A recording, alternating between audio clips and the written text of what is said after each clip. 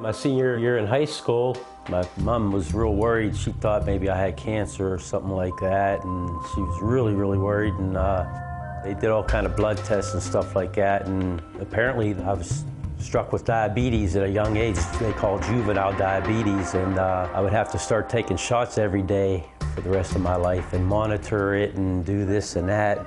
And then years went by, years and years and years went by. I mean, from 17 till 38 years of age, I was doing marijuana the whole time. You know, never ever quit. I'd slow up, but I always had it and wanted to do it. And my mother, she had like a couple strokes, and she was in a hospital for a while, and I felt like, you know, I wasn't there for her, you know, doing, you know, smoking marijuana and that. And one day when I was at home, I'd go to sleep in another room down the hall from her, and I started watching Cornerstone television, and I'm like, man, I gotta listen and do what this guy's telling me, because, you know, I'm at the point right now where I don't even want to live no more.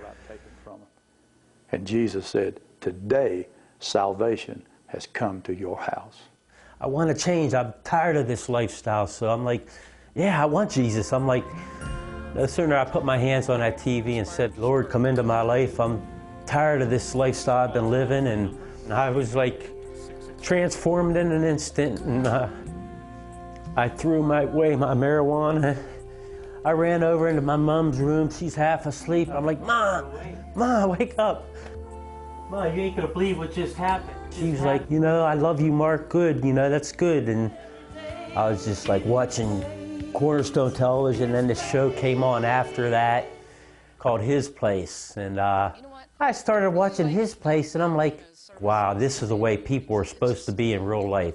A couple days after that, I was so excited and just so on fire with God in me. I'm like, man, what this television station I was watching, what Cornerstone television, where is this place? I'm like, I seen on the show, it's like Wall, PA. I'm like, wow, that's just down the road from me. I'm like, wow, I've heard of it. So I go up, park up there, I walk inside, and I'm like, oh, is there any chance I can get a Bible? You know, I accepted Jesus the other day, and I'd like to get a Bible and like to read about Him. Tom Hollis, he come out and he's like, hey, Mark. So you want a Bible? Sure do. Okay. Why I'm here.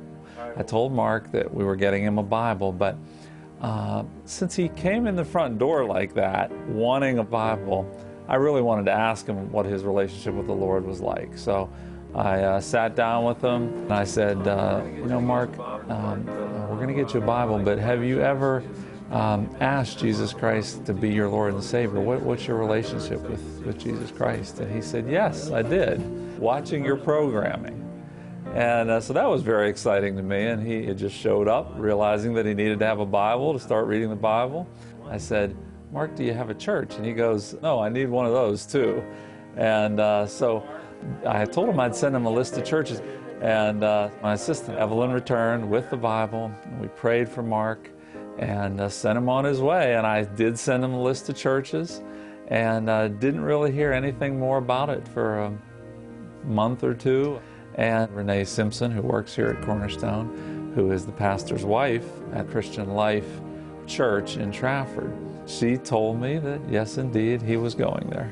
It was remarkable to watch Mark's growth. Not long after he came to our church, not long after he accepted Christ, his mother passed away, and he's very close to his mother. And so he went through some difficult times, but he was able to weather that because of his faith.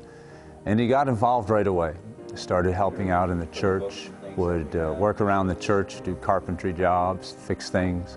And I understood that he came forward and prayed with one of our pastors, and the pastor just felt impressed from the Lord that Mark was going to meet someone. And it wasn't long after that he met his wife, Dee. I had the privilege, I didn't officiate at the wedding, but I attended, and I could see that it was just one more step for Mark.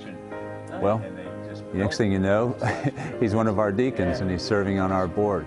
The thing that impresses me is that after all these years, CTV, which is just up the road from our church here, is still reaching people like Mark, and those people are coming to our churches, and so it's a ministry that is important. And I thank God for Cornerstone Television and giving me hope, giving me a wife, and giving me a whole new future.